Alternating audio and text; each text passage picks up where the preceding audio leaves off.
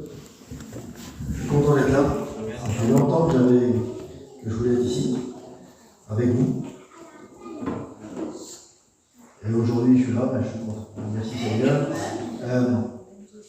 Je suis content aussi pour le foyer d'Alexandre, la famille Heidi qui sont bénis, à Sony. Gloire au Seigneur, c'est merveilleux. Dieu bénit. Dieu prend soin de nous. Dieu prend soin de son Église. Est-ce que vous êtes d'accord avec moi? Amen. Dieu prend soin de nous. Et je me disais, des fois, on est dans une église comme celle-ci, et c'est vrai qu'il y a du monde quand même, il y a des grandes églises, mais il reste encore des chaises vides. Et si par exemple il y a une œuvre qui est faite un peu plus loin, nous on va dire, on a perdu les gens, on a perdu les chrétiens. Mais en réalité on ne les a pas perdus. Ils sont déplacés. Ils sont toujours là, merci Seigneur. Amen. Et il faut dire merci Seigneur, ça veut dire qu'on a peut-être plus de travail à faire pour remplir l'église. Ça veut dire que quelque part on aura rempli ciel 2 fois, là-bas et ici. Amen. Alors moi, je serai ici, je me dirais, eh bien Seigneur, je dois travailler encore plus pour continuer à remplir l'église. Et puis si demain il va y avoir une église plus loin, eh bien que Dieu le fasse, on ne les perd pas les chrétiens. Et puis il y a aussi des gens qui s'en vont, mais ils s'en vont dans le ciel. Alors, je veux dire par là, il faut voir la bénédiction. Dieu prend soin de son œuvre. Je suis content de voir aussi Steve. Alors je vous explique, ça fait que je crois 19 ans que je suis aumônier de prison. Et Steve, c'est un chrétien depuis des années. Et il y a quelques temps, j'ai rencontré en prison. C'est-à-dire qu'une ancienne histoire, on l'avait rattrapé. Et non, il a fallu qu'il paye à la société, donc il est rentré en prison. Alors lui, il chantait des cantiques. Et puis moi, j'apportais la parole de Dieu. On était une équipe, je dis que le Seigneur m'entend, il y avait beaucoup de monde à la réunion. On était une équipe terrible. Et pour moi, c'était un soutien terrible. Alors lui, il devait prier pour sortir. Et moi, je disais, Seigneur, ton fils, il ne sort pas. Et je vous intéresse, moi. C'était une aide terrible pour moi. Enfin, il est sorti, et il est toujours là, dans l'église du Seigneur. Gloire à Dieu. Merci au Seigneur. Amen. Dieu a pris soin de toi. Et aujourd'hui, il prend soin de son œuvre. Gloire à Dieu. Amen. C'est ça l'œuvre de Dieu. Et voilà, je suis content de voir Marcel, Monzon. Voilà, mon Seigneur, on est des copains de travail et tous les Gloire autres. à Dieu. On travaille ensemble pour le Seigneur. Et moi, j'apporte mon concours ce matin. Amen. Juste mon concours. Moi, je fais juste le passé. Mais je me dis, Seigneur, je veux l'apporter mon concours partout où je passe. Amen. Gloire à Dieu. Gloire à Dieu. Alors, on va demander à quelqu'un qui prie Seigneur pour cette réunion, de demander au frère ancien de le faire. Alléluia.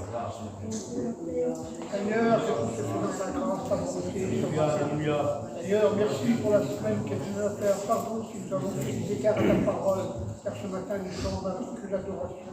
Tu vas bénir ton serviteur choisi, qui va l'instruire à le remplir, qui nous apporte ta parole. Que tout soit fait dans ta gloire, que tu as ta grandeur à ton amour. Béni soit ton nom. Amen. Amen. Amen. Prions au Seigneur. Voilà. Gloire à Dieu.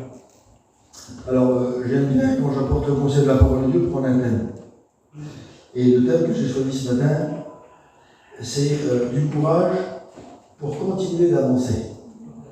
Je ne dis pas que l'Église de Vannes est découragée, je dis qu'elle avance, mais qu'on a besoin de continuer. On a besoin d'en faire plus pour Jésus. On a besoin d'avancer plus loin. Parfois, on avance, mais on s'arrête ou on ralentit. Bien, moi, je pense qu'aujourd'hui, on doit courir pour Jésus. Alors, on reproche des fois, oui, pas sur moi, mais sur plusieurs, vous en faites trop de réunions, trop de déplacements, trop de ci et trop de là. Eh bien, je dis Amen comme par dessus si je travaille pour Jésus. Ça ne plaît pas aux autres, ça plaît à Dieu. Et l'important dans une église, tout ce qu'on fait, ça doit plaire à Dieu. Est-ce que vous êtes d'accord avec moi? Amen. Alors, il y en a qui disent, tu vas trop dans les pays. Alors, c'est vrai, là, normalement, je faisais la réunion en Croatie ce matin. J'ai eu un problème de santé, donc j'ai pas pu partir. Mais normalement, je n'étais pas là ce matin. Mais je bénis Dieu. Je fais la réunion en France. Et ce qu'on doit faire là-bas, on doit le faire aussi ici. Amen. On doit travailler pour le Seigneur. Et je vous assure une chose. Du travail, il y en a. Il y en a pour les sœurs. Il y en a pour les frères. Il y en a pour l'église. Et il y en a pour les pasteurs. Il suffit de se mettre au travail. Aujourd'hui, c'est la seule reproche que je fais peut-être ce matin. Mais aujourd'hui, avec ce qu'on a traversé là, il y a 2 ans, il semblerait que les chrétiens, ils ont envie d'aller à la réunion, ils n'ont pas envie Il n'y a plus de respect envers l'Église, il n'y a plus de respect envers Dieu, et il n'y a plus de respect par rapport aux serviteurs de Dieu qui s'occupent de nous. Quand on a des malades, il faut qu'ils viennent à n'importe quelle heure de la nuit. Quand on a des baptêmes à faire dans nos familles, il faut qu'ils viennent voir et arranger et faire des baptêmes. Quand on a besoin de quoi que ce soit, il faut qu'ils soient là. Eh bien, soyez au moins un rendez-vous dans l'Église. Il faut qu'on retrouve ce respect des serviteurs. Moi, j'ai dit quelque chose l'autre jour, et je ne peux plus reprendre. J'ai 50 ans aujourd'hui, c'est pas aujourd'hui que je vais faire autrement, mais je regrette une chose importante dans mon langage, c'est d'avoir appelé un pasteur par son nom, d'avoir dit Manzon et Marcel. J'aurais dit pasteur en signe de respect. Mais si je le fais, on va dire tu fais des manières. Alors je préfère rester comme ça, mais c'est tellement important quelqu'un qui sert Dieu. Un chrétien fait partie de l'Église de Dieu. Un chrétien travaille pour Jésus. Un chrétien, il travaille pour remplir le ciel. C'est beau ça. Pour remplir le ciel. On ne travaille pas exclusivement pour faire pleurer les gens, on travaille pour remplir le ciel. On a un but à atteindre. Et il semblerait qu'aujourd'hui, depuis ce qui s'est passé, on vit sans but. C'est bien, il y a la réunion, c'est bien, il n'y a pas la réunion, c'est pas bien. C'est annulé, on s'en fout. Il y a des réunions qui sont annulées pour rien, pas grand-chose. Il y a un mariage à 150 km le jour. La réunion est annulée, je n'ai pas compris. 150 km de l'église. Un mariage. Même que ça marche chrétien. Faites la réunion, tout le monde ne va pas aller au mariage. Non.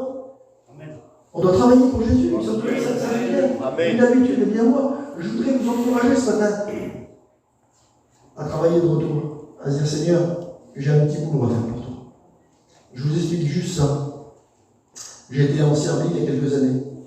Et René Zanellado, en 2001, il a posé parmi les gens un chapiteau. On l'imaginez, c'était un chapiteau qui avait été récupéré, donné en France, l'État qui était chapiteau. Ils ont mis le chapiteau, et le chapiteau, là, il était en lambeaux. Et vous savez combien il y avait de chrétiens sous le chapiteau à chaque fois qu'il y avait une réunion 2000 membres. 2000 personnes. Ah, il était grand. Hein. Et à l'intérieur, ils l'ont fait tout en bois. Et Seigneur, moi j'ai été impressionné parce que je vais dans les pays, et puis des églises comme ça, il n'y en a pas des tonnes. Et j'ai dit, moi, si ça serait nous, on aurait enlevé le chapiteau depuis longtemps. Mais eux, ils ont voulu garder ce que René avait fait. Pas choisir eux-mêmes. Ils attendaient un petit mot de René. Et ça s'est passé. Et on lui a posé une question, on a dit, mais comment tu fais pour qu'il y ait tant de monde à la réunion? Il n'y a pas d'auto sur le parti, ils viennent tous à pied. Il n'y a pas de sous. Mais comment t'as fait? Et le pasteur, il s'appelle Célim. Vous en écouterez parler, les pasteurs un jour. Il s'appelle Célim, c'est lui qui a signé les papiers pour que dans tous les pays d'Est, la mission puisse faire les réunions. C'est un monsieur important. Et voyez ce qu'il a dit, cet homme-là. Il a dit, voilà, il y a 50 chrétiens dans mon église. 50. Il dit, tous les jours, ils vont visiter. Tous les jours, ils font leur travail. Tous les jours, ils font leur petit boulot. Et il a dit, s'il y a une église de 2000 membres aujourd'hui, c'est parce que les chrétiens font leur travail. Ça m'a touché. Je me suis dit, mais il aurait pu dire moi, je prêche, Dieu m'a donné un message, Dieu m'a montré une vision. Non, il a dit les chrétiens. Alors moi, je m'excuse de vous dire ça, mais je voudrais vous parler à vous ce matin. Est-ce que tu as envie ce matin de dire, Seigneur, je vais faire mon petit boulot. J'ai un boulot à faire, Dieu me l'a donné. Et peut-être que je l'ai mis de côté depuis quelques temps, peut-être que je ne le fais plus, ou j'ai plus le désir de le faire. Mais aujourd'hui, je prends une décision. Je veux recommencer à faire mon petit travail pour Jésus. Amen. Et aujourd'hui, je vous le dis, peut-être que mon homme viendra un jour. Aujourd'hui, c'est la plus belle des églises que je connais aujourd'hui. Ils ont enlevé le chapiteau obligatoire parce qu'ils menaçaient de tomber et ça devenait très dangereux pour la sécurité. Aujourd'hui, c'est des plus belles églises que moi je connais. J'en ai vu, je ne veux pas dire j'ai été partout, mais j'ai fait beaucoup de pays et j'en fais régulièrement. C'est la plus belle église, une église de 3000 membres. Imaginez, ça marche à cause de 50 chrétiens qui font leur travail. Mais s'il y en aurait, excusez-moi, ici, là, sur 2050, c'est pas grand-chose. Hein, mais s'il y aurait un quart, peut-être 20% d'église qui ferait son petit boulot, ou toute l'église, je vous assure que dans un an, l'église serait trop petite. Alors je ne dis pas ça pour vous faire un reproche, mais pour vous encourager. Travaillons pour le Seigneur. Travaillons pour le Seigneur. Vous savez, le problème dans notre mission, c'est ça. On veut que les frères vont visiter. on veut que les serviteurs, on veut les voir, on veut que l'autre va prier à l'hôpital, on veut tout, on veut tout. On veut visiter nous, mais nous on ne veut pas visiter. Et moi je te dis, si tu veux visiter, tu as raison, tu as le droit, c'est public. Mais tu as le droit de visiter aussi. Tu as le droit de travailler. Marcel, tu es l'ancienne ici. T'empêches personne de visiter. T'empêches personne de prier. T'empêches personne de visiter. Non. Si on fait tous ce petit boulot, alors ça marchera. On ne veut pas remplir la salle, mais c'est le signe du ciel, vous comprenez? Pour remplir le ciel, il faut remplir la salle. Il faut commencer par là. Alors, je vais vous dire un petit mot. Alors, le thème, c'est ça. Hein, du courage pour continuer d'avancer. Je n'ai pas voulu dire du courage pour avancer, parce que ça veut dire qu'on n'avance pas, et moi je ne suis pas un juge, mais du courage pour continuer d'avancer, pour aller encore un petit peu plus loin avec le Seigneur. Je vais vous faire une lecture, et Paul, il est à la fin de sa vie. L'apôtre Paul doit partir, il est pareil. Voilà, il doit partir comme tout le monde, comme tous les humains, et lui, il le savait. Alors, je ne voudrais pas, ce matin, qu'on rejette l'éponge sur l'autre, ou qu'on jette l'éponge. Vous avez vu, quand il y a un boxeur et qu'il n'en peut plus, eh bien, dès que l'éponge est jetée, c'est fini. Même il s'aime, il est en colère, lui, il fait comprendre qu'il est encore capable, mais non, t'es mort. Tu n'en peux plus. T'es à bout, tu vas peut-être mourir, perdre la vie. Alors que de perdre la vie, on jette l'éponge. Mais moi, je voudrais vous dire quelque chose.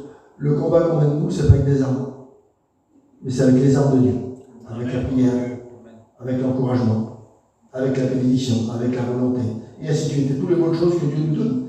Alors je voudrais dire, on va continuer. Jette pas l'éponge ce matin, mais continue. Alors je fais une lecture avec vous, ça se trouve dans 2 Timothée 4, verset de 1 à 8. Il dit, je t'en conjure, devant Dieu et devant Jésus-Christ, qui doit juger les vivants et les morts, et au nom de son avènement et de son royaume, prêche la parole, quel bon mot, hein? Prêche la parole, insiste en toute occasion, favorable ou non, reprend, exhorte avec toute douceur et en instruisant. Car il viendra des temps où les hommes ne supporteront plus la saine doctrine, mais ayant la démangeaison d'entendre des choses agréables. Ils se donneront une foule de docteurs selon leurs propres désirs, détourneront l'oreille de la vérité et se tourneront vers des femmes. Mais toi, quelle beauté!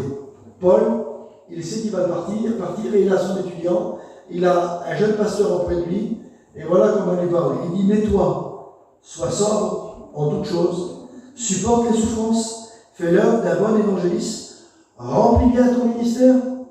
Il dit, car pour moi, je sers déjà de libation, et le moment de mon départ est proche. Et il dit, quelle beauté, Timothée, j'ai combattu le bon combat, j'ai achevé ma course, j'ai gardé la foi. Désormais, la couronne de justice m'est réservée non seulement à moi, mais à tous ceux qui ont aimé son avènement. C'est bon, hein? À tous ceux qui auront aimé son avènement. Et Paul va relever un défi pour le jeune Timothée.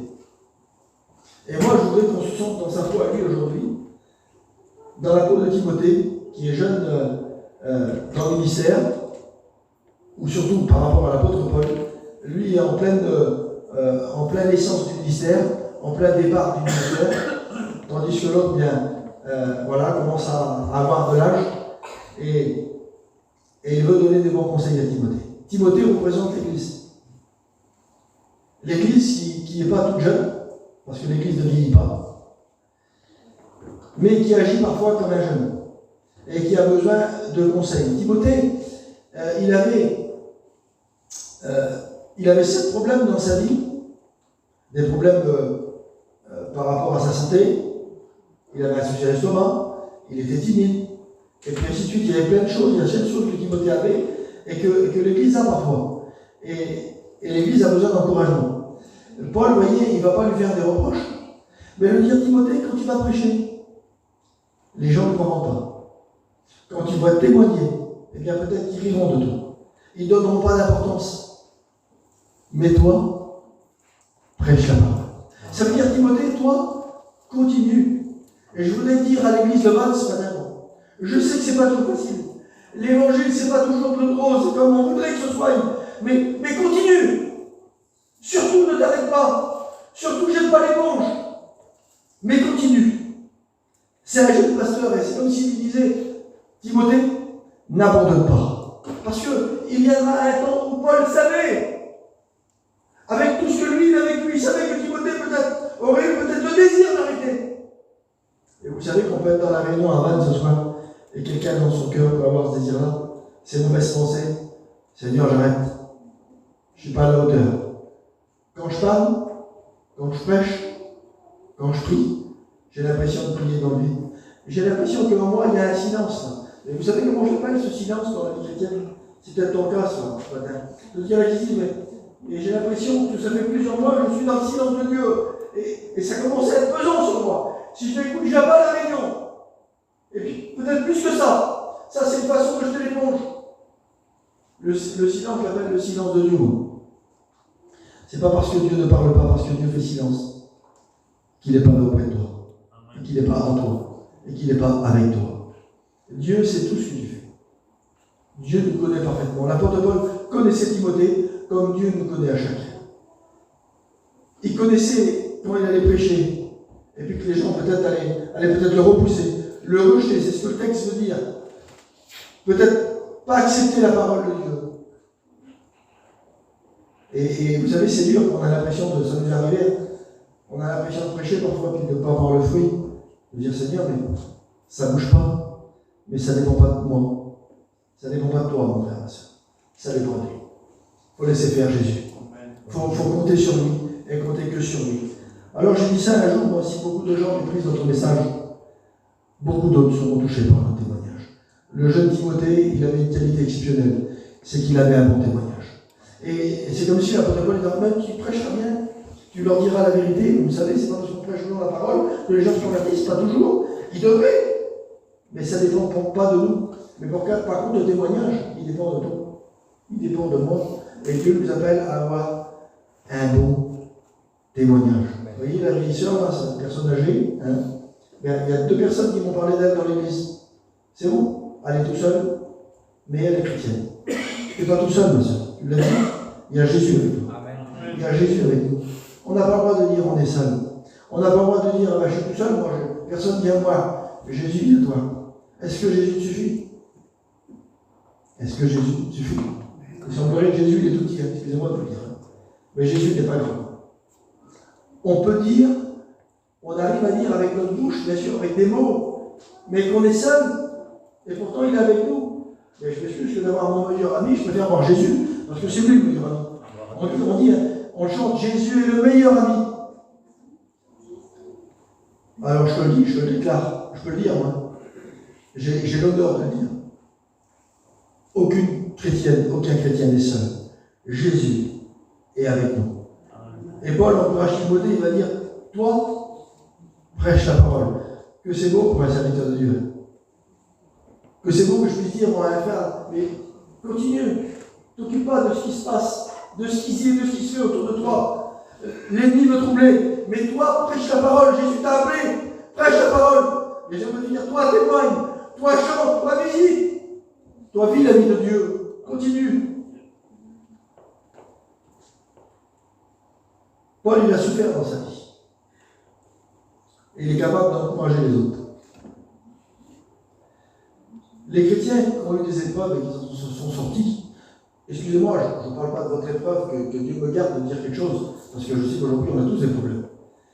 Mais je n'arrive pas à comprendre qu'un chrétien est sorti de l'épreuve et qu'il vit toujours dans l'épreuve. Dans la même épreuve, avec le même problème. On est des chrétiens malheureux, on n'encourage pas les autres. Paul, il a passé des épreuves terribles, on va le voir, on va le dire.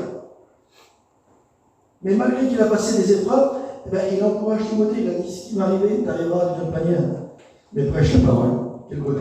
Sois sobre. Sois sérieux, Timothée. Sois droit. Continue. Prêche la parole. Alors, j'ai dit, moi, qu'est-ce qui Qu'est-ce qui l'a motivé à Paul à continuer? Pourtant, tous les signes étaient là, je vous assure, pour qu'il s'arrête. Paul, il est de la misère. Mais il y avait quelque chose qui motivait l'apôtre Paul d'avancer, de continuer et d'encourager les autres. Parce que Paul était conscient que Dieu est avec lui. Et je voudrais qu'on prenne conscience, si la réunion est juste pour ça, les frères, moi ça me suffit, qu'on prenne conscience, pas de le dire avec la bouche. Dieu prend soin de moi, et puis pas en être convaincu. Parce qu'on sait le dire, nous. On sait le dire aux autres. Mais moi, ma vie avec Dieu, est-ce que je suis bien conscient que Dieu est avec moi? Dieu est avec moi quand tout va bien, mais Dieu est avec moi quand tout va mal. Je suis pris dans les bons et dans les mauvais jours, on l'a dit. Mais il faut le vivre. Je me souviens d'une fille qui était malade à Paris. C'était des chrétiens. Elle était toute jeune. Et ça n'allait pas du tout, c'était vraiment grave. Et il y a des gens du monde, des gens très bien, très riches de Paris. Vu que leur fille, elle était copine avec la petite fille qui était malade, alors ils ont emmené leur fille à l'hôpital. Voilà, ils ont voulu faire quelque chose pour leur fille, pas pour les gens. Ils n'aimaient pas les chrétiens. Et puis quand il a été l'homme là, avec sa femme, il a emmené sa fille, et il a regardé sa femme, il a parlé avec elle, elle a dit si ça serait nous. Dans quel état qu'on serait? Elle est en train de mourir, la petite. Il dit dans quel état qu'on serait? Il dit regarde les gens, ils prient, ils viennent nous parler, ils chantent des cantiques. Mais il dit imagine, il dit si ça serait nous. Et vous savez ce qui s'est passé? L'homme là et sa femme, ils sont convertis tous les deux. Alléluia. Et aujourd'hui, c'est un pasteur depuis des années. Amen. Il est à Paris. Mais quelle beauté, Seigneur. Je m'excuse d'un point peut-être négatif, d'une souffrance, d'un problème, de la misère des autres, ils en ont tiré une bénédiction. Et il faut qu'on en arrive là. Il faut qu'on en arrive dans la misère des autres, d'en tirer une bénédiction non seulement pour nous, mais aussi pour les autres. Parce que la petite fille, elle s'en est sortie, hein, elle n'est pas partie. Mais par contre, à cause de tout ça, aujourd'hui, il y a des foyers, toute une famille qui est chrétienne et responsable d'église. Mais quel bonheur! C'est ce que Dieu est capable de faire. Alors moi, je préfère être le garçon qui encourage, que de montrer la misère des gens, vous savez. Vous savez, quand je vais en prison, il y a un défaut que je ne veux pas avoir, c'est que je n'essaie pas de leur parler de la misère et des problèmes. Je leur parle de Jésus. Je leur parle que demain, ils peuvent en sortir. Je leur parle que demain, il y a une église qui peut les accueillir. Je leur dis qu'il y a des chrétiens qui prient pour eux. Je leur dis qu'il y a des gens qui les aident parce que parfois, eux, ils sont mal aimés, ils n'ont plus de courrier. Plus personne ne leur parle. Leur famille, ils n'ont plus de visite. Et il y a beaucoup plus que ça qui se passe parfois. Mais je ne leur parle pas de la misère. Je leur parle de Jésus. Amen. Je leur parle qu'il y a un Dieu puissant, un Dieu vivant. Et là, je vois que ça leur fait du bien parce qu'ils disent Seigneur, ben alors il y a une solution, il y a des. Oui, il y a de l'espoir. Quand un chrétien fait son travail, moi je pense qu'il y a de l'espoir. Gloire à Dieu. Gloire à Dieu. Gloire à Jésus. Alléluia. Alors, une deuxième lecture, on va faire ensemble. Donc, Paul, vous avez compris qu'il encourage Timothée, mais toi, prêche la parole. Quelle beauté, Seigneur. Mais voilà, Paul, il a traversé des choses, et je voudrais qu'on fasse la lecture ensemble. Ça se trouve dans 2 Corinthiens 11, au verset 22 jusqu'à 28. Il dit ceci. C'est Paul qui parle. Il dit, sont-ils hébreux? Moi aussi. Sont-ils israélites? Moi aussi. Sont-ils de la postérité d'Abraham? Moi aussi. Sont-ils ministres de Christ? Je parle en termes extravagants. Je le suis plus encore par les travaux bien plus, par beaucoup de biens, par les emprisonnements. Écoutez bien les petits mots qui va sortir maintenant. Il est tout. Il a toutes les qualités pour un fils d'Abraham, israélite et juif, tout ce qu'on veut. Donc, il ne se vante pas, il ne s'élève pas, Paul. Mais il dit la place qu'il a. Son sang est comme ça. Il dit, par les emprisonnements, bien plus, souvent, en danger de mort. 5 fois j'ai reçu des Juifs, 40 coups moins 1. 3 fois j'ai été battu. 1 fois j'ai été lapidé. 3 fois j'ai fait naufrage. J'ai passé un jour et une nuit dans l'abîme. Fréquemment en voyage, j'ai été en péril sur les fleuves, en péril de la part des brigands, en péril de la part de ceux de ma nation, comme Jésus, en péril de la part des païens, en péril dans les villes, en péril dans le désert, en péril sur la mer, en péril parmi les faux frères. Il dit, j'ai été dans le travail et dans la peine, exposé à de nombreuses veilles, à la faim, à la soif, à des jeûnes multiples, à la froid, sans vêtements. Et au verset 28, il dit, et sans parler autre chose, je suis assiégé chaque jour par les soucis que me donnent toutes les églises.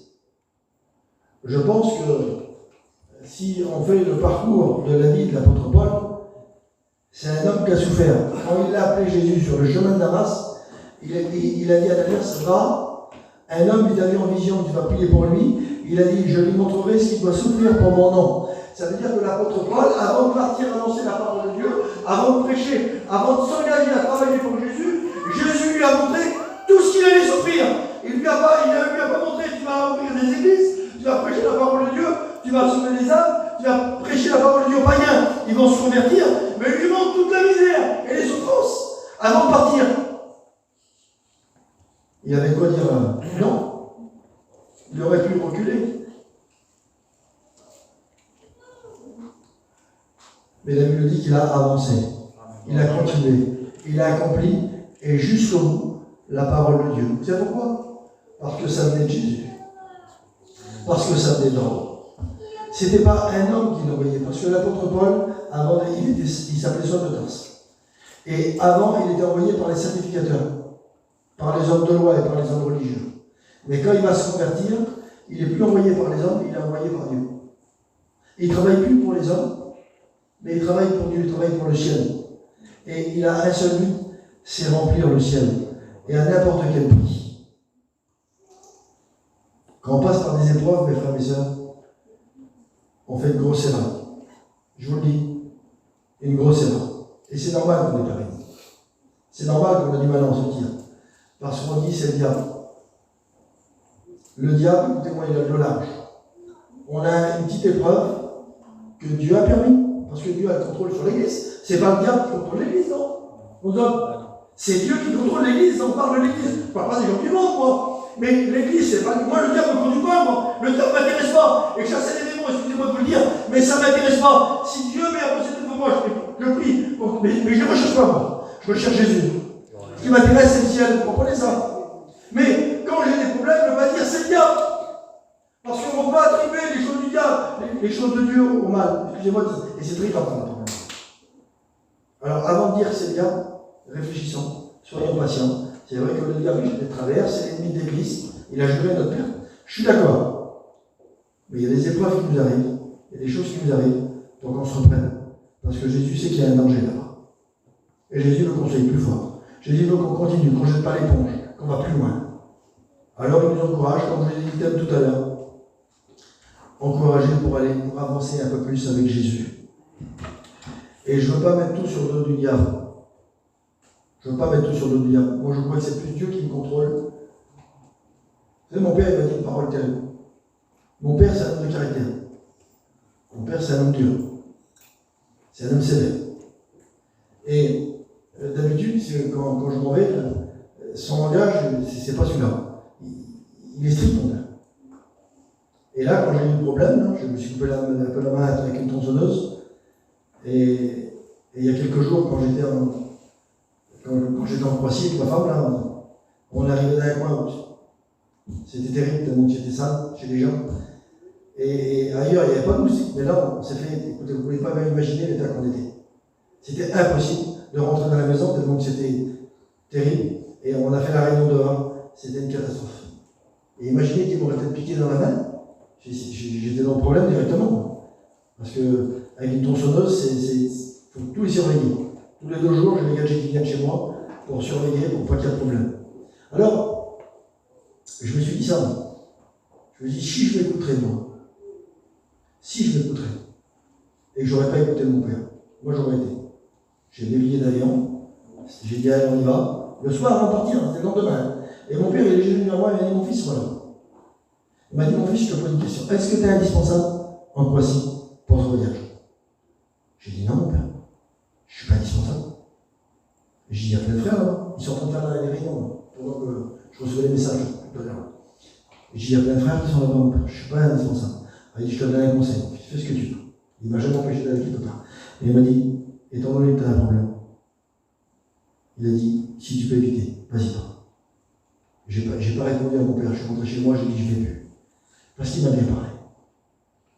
Oui, parce qu'il a eu les mots qu'il faut. Il n'a pas dit plus, il n'a pas dit moins. Je n'y ai pas répondu. Mais j'ai compris que je n'étais pas indispensable là-bas. Alors le voyage d'avant en Albanie, j'avais des gens qui étaient avec moi. Mais là, j'avais personne. Celui qui devait venir n'a pas pu venir. Donc c'était le seul qui m'aurait fait aller. Parce que quand je suis engagé avec quelqu'un, voilà. Et Sony n'a pas pu venir, ben je vais pas. Et je pense que c'est de la sagesse, non? Qu'est-ce que vous en pensez, vous? C'est pas de la sagesse? Alors, des fois, on a des conseils à donner à nos frères, dans l'église, à nos sœurs. Moi, je dis qu'il faut donner. Il faut le faire. Il faut être sage. Et intelligent. Et adroit. Il y a une sœur qui avait à moi il y a quelques années, c'est vieux, peut-être 15 ans. J'étais tout jeune, plus jeune dans le ministère. Moi, j'ai 20 ans, 21 ans, je crois, j'ai 22 ans peut-être, je sais pas. 2002. Et elle me dit voilà, Dieu m'a montré quelque chose cette nuit. Il m'a montré ça, ça, ça et ça et ça comme ça. Elle a dit, je voudrais que Tony, tu me donnes un mot, tu me dis ce qu'il faut faire. Elle dit, qu'est-ce que tu as à me dire? J'ai rien. Moi je suis froid devant elle. J'ai rien. J'ai vu que ça n'y a pas plus. Elle me regarde. Mais j'ai dit, c'est pourquoi j'ai rien à dire? Parce que Jésus t'a parlé, mon petit. Tu viens de me dire que Jésus t'a parlé, il t'a demandé de faire quelque chose, et tu me demandes à moi, j'ai rien à confirmer. Si Jésus t'a dit, fais-le, tu seras béni. Et la personne que tu vas y dire, c'est pour prier avec elle. Et bien elle sera bénie aussi. Je vais parler plus que Jésus. Je vais prendre la place du Seigneur. Non. Donc Jésus parle, alors fais. Si c'est pas un danger. Maintenant, si c'est quelque chose d'important et que tu as besoin d'une protection ou d'un conseil pour pas que ça devienne un problème, alors là on va conseiller. Parce que les serviteurs de Dieu, ça repose sur nous. Mais Dieu t'a montré d'aller prier avec quelqu'un parce qu'il est découragé. Va prier avec elle. Prends un serviteur si tu veux. Mais fais ton petit travail. Dieu t'a mis à cœur. Dieu te l'a dit.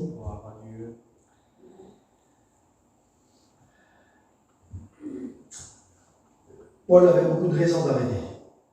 Beaucoup de raisons. Mais il ne l'a pas fait. Pourquoi?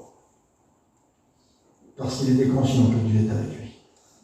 Et je pense que tous les problèmes et les découragements qu'on travaille, je vous parle à vous ce matin, dans toutes les épreuves qu'on travaille, et les découragements, il faut prendre conscience que Dieu est avec nous.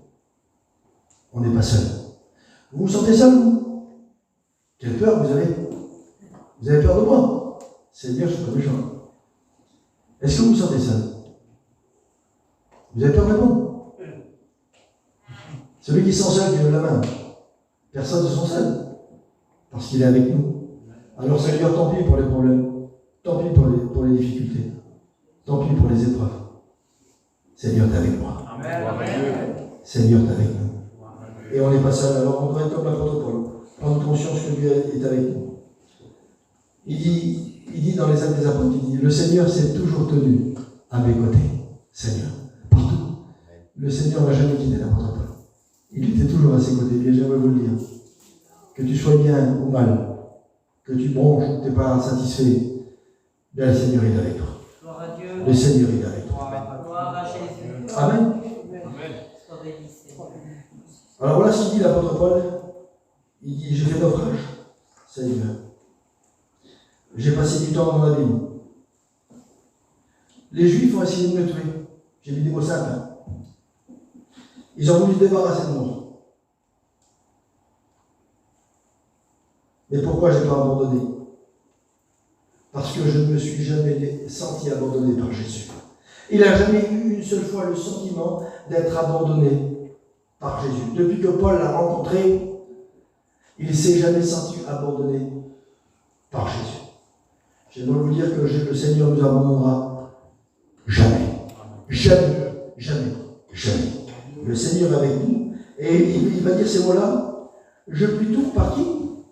Je puis tout par celui qui me fortifie. Amen. On a le droit de compter sur nos frères.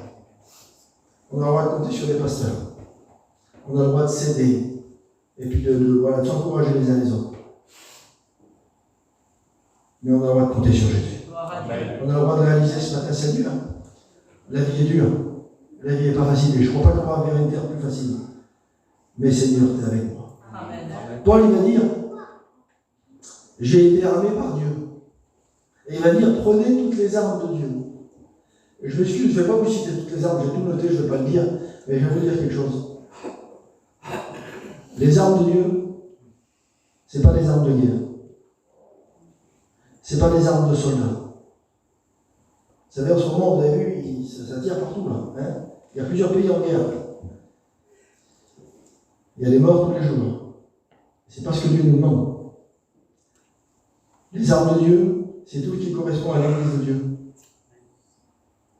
Alors on a peut-être besoin ce matin de reprendre la prière. C'est dur pour moi d'encourager l'Église à prier parce que l'Église devrait prier. Mais on est tellement humain que parfois on oublie. Parfois on sort de la campagne, on ne pense même pas à prier pour la journée. On ne pense même pas à présenter nos enfants devant Dieu. On s'endort, on allume la télé. Je ne parle pas de ça, moi. Hein. C'est pas ça qui est grave. Mais on ne pense pas à Dieu. C'est ça qui tient à danger. On regarde le téléphone et on ne pense pas à Dieu. C'est vrai, c'est vrai. On revient chez nous, on fait de devis les garçons. C'est pas grave, on va faire le plus possible. Que Dieu bénisse. Moi, je suis content qu'un frère, il travaille. Il faut travailler, c'est biblique. Il faut un équilibre. On va du temps pour prier Dieu. Alors, des fois, il faut mettre le téléphone de côté, là, et puis reprendre la parole. Vous avez vu dans nos églises, les lumières, je crois, hein, il y avait des tonnes de livres qui étaient vendus tous les ans. Aujourd'hui, tu regardes les vitrines, ils sont pleines. Revenons à la parole de Dieu. Gloire à Dieu. Vous savez ce qu'il a dit, Paul à Timothée? Toi, mets-toi, prêche la parole, annonce la parole. Alors je sais très bien que les sœurs ne vont pas annoncer la parole de Dieu dans l'église, hein, ça, il n'y a pas de souci. Mais on doit au moins avoir une lecture quotidienne et personnelle. On a besoin de revenir à la prière, c'est ça les armes de Dieu. Pour contrer les traits enflammés du malin, on a besoin de prier. On a besoin de passer du temps dans la communion. On a besoin de s'aider les uns les autres, de s'aider les uns les autres, de prier les uns pour les autres, et ainsi de suite, pour faire la morale. Vous savez ce que toute l'Église a besoin. Mais est-ce que ce matin, il faut être honnête avec Dieu, on ne va pas faire de mal levé, mais est-ce que ce matin, j'ai pas perdu certaines choses? Je suis dans l'Église ce matin, je suis chrétien, je vais prendre mon culte, il n'y a pas de problème. Il faut le prendre le culte. Mais par contre, est-ce que ce matin, je ne me sens pas peut-être un peu accusé? Est-ce que Jésus a pour moi de montrer du doigt, lui, et dire, mais moi je ne fais plus. Je ne fais plus confiance à Dieu. Je ne m'appuie plus sur lui. Vous savez comment on est? Excusez-moi de vous dire ça. Il y avait deux femmes dans la parole de Dieu, dans l'église de Béthanie, dans la maison de Béthanie. Marthe et Marie. Il y en avait une qui était agitée. Et vous savez, un chrétien agité, excusez-moi de vous dire ça. Mais tu pourrais dire ce que tu veux, ça ne marchera pas. Le plus beau message du monde, il dira c'était une merveille ce qu'il a dit, mais c'est pour l'autre à côté. C'est ça une agité. Elle ne fait pas attention à ce qu'elle entend. C'est pas pour elle, c'est pour les autres. Et vous savez ce que Jésus dit à Marie? Il dit à Marthe. Alors elle a fait des reproches, elle parle mal au Seigneur. Hein. Elle dit, tu t'inquiètes pas, toi. Que ma soeur me laisse tout seul servir au temps. Comme si c'était intéressé Jésus, là, en train d'annoncer la parole de Dieu. Parce que la Bible dit que Marie a ses pieds, elle écoutait la parole. Donc Jésus prêchait, mais elle est en train de faire le ménage, les affaires. C'était pas le moment. Elle va dire, tu t'inquiètes pas, Seigneur, que ma soeur me laisse servir au temps. Tout seul. Dis-lui donc. Oui, c'est l'expression, dis-lui donc de m'aider. C'est déjà le langage n'est pas terrible. Pourtant, c'est une vraie chrétienne. On peut être dans la même église, être une chrétienne et avoir la personnalité à Marthe, être agité. Et vous savez ce qu'il dit Jésus? Il dit, regarde ta sœur. Et quand on regarde sa sœur, vous savez où elle est? Elle est au pied du Maître. Elle est au pied de Jésus. Et elle n'est pas là à écouter pour faire semblant. Elle me dit qu'elle est au pied de Jésus pour écouter sa parole. Il y a un but, un objectif dans son cœur, c'est d'écouter la parole de Dieu. Elle est au pied du maître. Regarde ta sœur. Prends le plus bel exemple dans l'église. Regarde ton frère. Regarde ta sœur. Regarde Jésus. Amen. Pour être au pied du maître, excusez-moi de vous le dire, ça veut dire qu'elle était à genoux. Elle était à genoux. Il y a combien de temps que tu t'es pas mis à genoux dans ta chambre? On va pas le faire ici, nous. Moi, Karen, j'ai prêché l'autre jour, tout le monde s'est mis à genoux. Hein. C'est la première fois de ma vie que ça que j'ai vu ça. L'église s'est mise à genoux. Mais moi, ce matin, j'oublie mais moi, je m'appelle Tony, moi, je n'ai pas de grande parabole, puis je ne suis pas un grand messager. Le messager, c'est Jésus. Mais je vais vous dire quelque chose. Les pieds de Jésus, là, je vais les prendre dans mes mains. Il y a une femme, elle les a essuyés avec ses cheveux, Seigneur. Elle a répandu du parfum sur lui, du parfum de Grand Prix. Elle a donné ce qu'il y avait de meilleur. Vous savez ce que Jésus veut ce matin? Ce qu'il y a de meilleur. Ce qu'il y a de meilleur pour Jésus. Est-ce que tu voudrais prendre la décision ce matin, Tony? Je veux tout donner pour Jésus. Je vais arrêter de t'inviter, de regarder à droite, à gauche, ce qui se passe. Et ce qui se fait pas peut-être dans l'église qu'on voudrait. On voudrait que ce soit comme ça, mais ce ne sera pas comme ça. Ce sera comme ça si toi, tu es au pied de Jésus. Alors ça marchera, ça fonctionnera. Et puis je m'excuse de vous dire ça. Mais les pieds de Jésus, je vais les prendre dans mes mains. Je vais les prendre dans mes mains. Et quand je les ai imaginés, les pieds de Jésus, moi, parce que je les ai imaginés, je me suis dit, Seigneur, les pieds de Jésus, ça ne devait pas être les plus propres.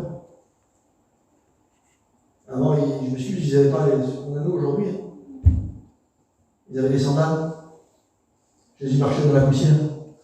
Jérusalem, Israël, le lac, partout où Jésus marchait, c'était de la poussière. Jésus était de la poussière. Mais quel honneur d'être à ses pieds. J'aimerais vous dire quelque chose. L'endroit le plus haut, c'est à ses pieds. L'endroit le plus beau, c'est à ses pieds. L'endroit le meilleur pour un chrétien, c'est à ses pieds. La place de l'église, c'est au pied du maître. Et ce matin, tu as peut-être besoin de revenir au pied de Jésus. Ça fait combien de temps? Je m'excuse, moi. J'essaie toujours d'avoir des mots qui vraiment nous interpellent, mais ça fait combien de temps que tu n'as pas été toi au pied de Jésus? Tu t'es pas mis d'une manière spirituelle, tout près de lui, à genoux. Vous voyez qu'on n'a pas besoin de revenir peut-être ce matin au pied de Jésus, au pied du maître. Vous ne répondez pas, vous faites peur.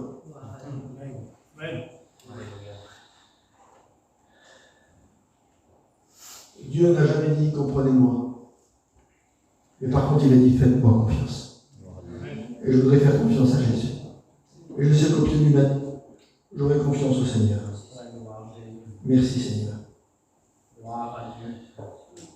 Je dirais un dernier point sur Paul, on va prier le Seigneur. Dans les Actes des Apôtres, la Bible dit que Paul il était dans une tempête extraordinaire. Il était dans un navire. Et le navire allait faire naufrage. C'est ce qu'on croit parfois. J'aimerais vous dire que le monde fait naufrage, mais pas l'Église. La Bible dit que le soleil et les étoiles ne parlent plus. Imaginez, hein, dans le cœur d'un chrétien. Dans le cœur d'un chrétien, le soleil et les étoiles ne parlent plus. Ça peut être peut-être comme ça pour toi ce matin. Peut-être que tu as l'impression que tu n'es plus éclairé. Peut-être que tu n'aperçois plus les étoiles. Pendant plusieurs jours. Et la tempête était si forte que nous perdions toute espérance de nous sauver. Ça veut dire qu'il était là, dans la barque. Et il disait, Seigneur, on est en train de périr. C'est la fin. Mais je bénis Dieu que Paul, c'était un prisonnier à ce moment-là. C'est un esclave. Il est là comme tous les autres au même rang. Mais Paul possède quelqu'un que les autres ne possédaient pas. Paul était animé par Jésus, animé par l'Esprit de Dieu. Paul appartenait à Dieu. Paul savait que Dieu est avec lui. Et je voudrais que l'Église mette conscience que Dieu est avec nous, même dans la tempête. Croyez-moi que ce n'était pas le diable qui avait prévu tout ça. Hein. C'était Dieu qui avait le contrôle de tout. Alors Dieu a mis le moyen de faire les choses, mais on le laisse faire. On ne comprend pas tout, mais on laisse faire Dieu. Et Paul va prendre la parole de l'esclave. L'esclave n'a pas le droit de parler. Il a le droit d'obéir. Il n'a pas le droit de parler. Mais Paul prend la parole. Parce que Dieu donne l'autorité à Paul. Il dit, je vous exhorte à prendre courage. Et moi, je voudrais vous dire ce matin, je vous exhorte à prendre courage. Il dit, aucun de vous ne périra. Le Seigneur fallait croire. Qu'est-ce qui s'est passé dans le cœur des gens? Je crois qu'il y avait, je vais me tromper, 276 personnes sur le navire. C'est énorme. C'est beaucoup de monde, hein? 276 personnes. Mais il faut y croire, ça. Personne ne périra si vous m'écoutez. C'est un esclave qui parle. Mais à l'intérieur de lui, vous savez ce qu'il y a? Il y a un roi. Il y a le roi des rois. Amen. En lui, il y a tout. Lui, il n'est rien, mais il dit en moi, j'ai tout. Je puis tout par celui qui fortifie. Parce qu'il est en moi, je peux tout faire. Gloire à Dieu. Il dit aucun de vous ne périra. Il y aura de perte que de navire. Et j'aimerais vous le dire, Église du Seigneur, ce matin. Il y aura de perte que de navire. Le monde va couler. Le monde va se détruire. Le navire va s'enfoncer. On ne le verra plus. Tout va détruire. Mais l'Église ne périra pas. Amen. Parce que le Seigneur va venir la chercher. Amen. Gloire à Dieu. Il dit, un ange m'est apparu dans la nuit. À qui j'appartiens? Quelle beauté, Seigneur. Un ange m'est apparu.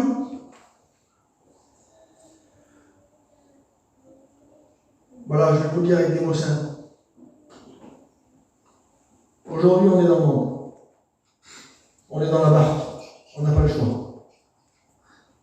La barque va périr. Mais l'Église de Dieu ne périt pas. Alors, je vais vous dire quelque chose, avec des mots simples. Ça, il ne faut pas le dire. Il faut le vivre. Il faut qu'on puisse le vivre. Et pour le vivre, alors vous savez comme moi, je passe les mots. Aucun n'a péri parce qu'ils ont obéi à Paul. Et Paul a obéi à Dieu. Aucun n'a péri. Tous sont parvenus sur une île. Et quand Paul il arrive sur l'île, il va encore un problème. C'est possible ça. Bizarre, non? Encore une difficulté. Il veut juste se réchauffer. Ils ont froid. Il prend un petit peu de bois et puis il le met sur le feu. Hein, c'est l'image qu'un serviteur peut faire. On essaie de tout faire pour l'église. Il le met sur le feu. Et quand il le met sur le feu, ben, il y a une vipère qui s'attache. Et puis la vipère, elle est mortelle. Paul doit mourir. Seigneur, c'est pas possible. Il a un bout de souffle, ça fait des jours qu'ils sont sur le navire. Hein. Voilà, ils pensaient qu'ils allaient tous périr. Seigneur, tu les délivres, et puis là, encore un autre problème. Et sur l'île, là, il y a des gens bizarres, qui ne sont pas comme les autres. Et ils avaient besoin de quelque chose de grand, pour comprendre qu'il y a un Dieu puissant en l'île. Et ils me disent, quand ils voient Paul qu'il n'est pas atteint, il est mordu, pas de problème, mais il n'est pas atteint, il ne meurt pas. Ils comprennent qu'il y a quelque chose. Ils comprennent que Dieu est grand, que Dieu est puissant, et que Dieu est vivant. Mes frères, mes sœurs, je vous dis, à travers vous, il faut que les gens voient que Dieu est grand, Amen. que Dieu est ressuscité, que Jésus est avec nous. Et c'est ça le courage. C'est de pouvoir encourager les autres sans dire un mot. Paul ne dit pas grand-chose. Il voit Paul, eh bien, qui est protégé par Dieu, il comprend qu'il y a qu'un Dieu qui est capable de faire ça. Et puis je passe les mots, hein. Il y a plein de choses qui est dit. Et on comprend que Paul a été épargné une fois de plus. Et puis c'est sur les îles, c'est sur les endroits déserts comme ça, des endroits de misère, que Paul a écrit des 13 épîtres. Dans les prisons et dans tous les problèmes. Il n'a pas écrit, excusez-moi, hein, dans un endroit au bord de l'eau, tranquille, sur une serviette, non. Tout ce qu'il a écrit, tout ce qu'il a reçu, c'est dans les prisons et dans les îles où il y avait la misère, avec beaucoup de problèmes, pour recevoir les 13 épîtres, Seigneur. Mais Jésus lui a montré, Paul a accepté. Eh bien, moi je te le dis, moi je ne sais pas ce qui m'arrivera demain. Mais j'accepte tout ce qui m'arrive. L'autre jour, je me suis coupé la main, je me dis pourquoi, Seigneur? L'autre, il dit, ouais, oui, tu travaillais pour toi, Tony. La tempête, c'est pas la tempête. J'avais mon petit chantier depuis qu'elle ça faisait, je sais pas combien de jours, il n'a pas fait 1 centime pour vivre. 1 centime pour vivre. Je partais dans les pays, il y avait 3 jours pour chiner. Je me tuais. J'étais l'autre jour au Luxembourg, à côté du Luxembourg. Mes frères, ils sont vraiment, qui c'est? Mais ils chinent là-bas. Ils m'ont appelé, 3 fois ils m'ont appelé. Non, je ne veux pas. Je ne veux pas. Voilà, ça ne me plaît pas. Les chines bizarres, ça ne me plaît pas. J'ai été chiner 3 jours, je n'ai rien fait du tout. Je n'ai pas voulu me. Voilà, je n'aime pas. Pourquoi je vais le faire? D'accord? Si on chine là-bas, puis qu'on chine peut-être honnêtement, ça va. Mais si c'est pour prendre des prix compliqués, moi je ne vais pas. Voilà, c'est moi, c'est personnel. Hein. Je juge personne. Hein. Mais je n'ai pas voulu. parce que je trouve qu'il y a un danger pour moi. Tony, il m'a dit, mon frère, tu viens avec moi 15 jours, tu te prends un camion. Le camion est mort. Vous avez vu, lui? C'est un vieux camion? Mais moi, je suis plus le joie contre camion. Alors, j'ai trouvé le petit chantier avant, là. J'ai dit, je vais le faire. J'ai 3 jours, il a dit 3-4 jours avant de partir. J'ai dit, je me donne à. Ah ben, j'ai été, je me suis coupé la main. C'est pas possible. Inutile. L'arbre, là, tout était défait. Je descends en bas, et je sais pas pourquoi je remonte, je coupe une branche comme ça. Je fais ça, enfin. La branche, je fais ça avec la main pour la faire tomber. La tronçonneuse a fait ça. J'ai mis la main, ça ou la figure. Et j'ai fait ça. Moi, je me suis coupé. J'ai dit, Seigneur, c'est pas possible. J'ai pas été dans le pays pour ça. Mais tant pis, t'es où, Tony, ce matin? Tu prêches la parole de Dieu de l'église. Je vous dis, depuis que j'ai eu ça, c'était vraiment vendredi. Ça fait 8 jours. Tous les jours, je me fais des réunions partout. J'ai été à Rennes, je suis venu ici. J'ai été à Morlaix. J'ai fait des églises partout. Je ne vais pas rester chez moi. J'ai peut-être prêché plus que comme d'habitude. Eh bien, merci Seigneur. Dieu change le mal en bien, mais nous aussi on peut le faire. Non? Eh bien, je me sers des circonstances, et puis j'en ai fait plus pour le Seigneur. J'ai fait la réunion jeudi en prison. Une merveille. Seigneur, quelle réunion. J'ai pris un petit frère avec moi. Écoutez, je vais vous dire le petit Niki Capello. Vous connaissez le petit Niki Capello, hein? Je l'appelle le matin. Le matin, vraiment, il faut appeler une semaine à l'avance. Je l'ai appelé le matin. J'ai dit, quand il dit, non, c'est lui qui m'appelle, il dit, je fais la réunion à Carré. Je suis avec toi ce soir. Ben, j'écoute, si tu veux, on prend les femmes, on va à Brest, ils vont les sponder, ils nous posent, on fait la réunion. Ah ben, il dit, pas de problème. Il dit, je fais la réunion à la prison. Et il dit, on ira à Carré après. Écoutez, hein, j'appelle la prison. Je dis, voilà, j'ai M. Capot qui vient avec moi comme ça. Oui, pas de problème. Venez, il n'y a pas de souci. Je rentre dans la prison, je croyais qu'il était déjà venu avec moi, qu'il avait des papiers de fait. Il est rentré dans la prison, on n'a jamais fait un papier, ils n'ont même pas sa pièce d'identité. Il est rentré dans la prison sans rien. C'est impossible. Je vous le dis, ça fait 19 ans que je suis revenu. C'est impossible. Et c'est quand il était en qu'il allait prêcher, ben, j'ai l'habitude de venir dans les prisons. Il dit, je suis jamais venu là, Tony, dans la réunion. Il dit, je viens avec toi à Saint-Brieuc, mais après, je suis jamais venu. C'est vrai ce que tu dis là. J'ai emmené aucun papier. Il est rentré, il me dit, maintenant, j'ai peur, je ne vais pas ressortir. Je t'inquiète pas, t'es rentré, tu vas sortir. On est ressorti, on a fait la réunion. Et c'est Dieu qui veut ça. C'est impossible, ça. Impossible. Mais à qui tout est possible? On le met les fois dans les salles. À Dieu, tout est possible. Gloire à Dieu. À Dieu, tout est possible. Mais moi, c'est mon Dieu, ça. Et mon Dieu, il fait des choses que moi, je ne peux pas faire. Si tu veux voir des choses que tu n'as jamais vues, fais des choses que tu n'as jamais fait. Et Dieu va te bénir. Il n'y a pas possible. Je choisis. Paul avait cette confiance en Dieu. Paul était conscient que Dieu est lui. Paul ne s'est jamais senti abandonné. Et j'aimerais pouvoir dire comme lui. Je vous exhorte à prendre courage, car aucun de vous ne périra. Il n'y aura de perte que le navire. Ne crains point. Quelle beauté, Seigneur. Et Dieu va dire une parole terrible. C'est le dernier mot que j'ai à dire. C'est écrit, Dieu t'a donné tout ce qui navigue avec toi. Je ne sais pas si vous imaginez ce que je suis en train de vous dire. Paul est le constructeur des églises, on est d'accord? Paul a fondé des églises. Ainsi de suite. Merci Seigneur. Mais là, il est en train de lui dire, Dieu t'a donné tous ceux qui sont avec toi sur le navire. 275 personnes, 76 avec Paul. Dieu lui avait donné. Et Paul a pris conscience aussi que Dieu avait mis des choses entre ses mains.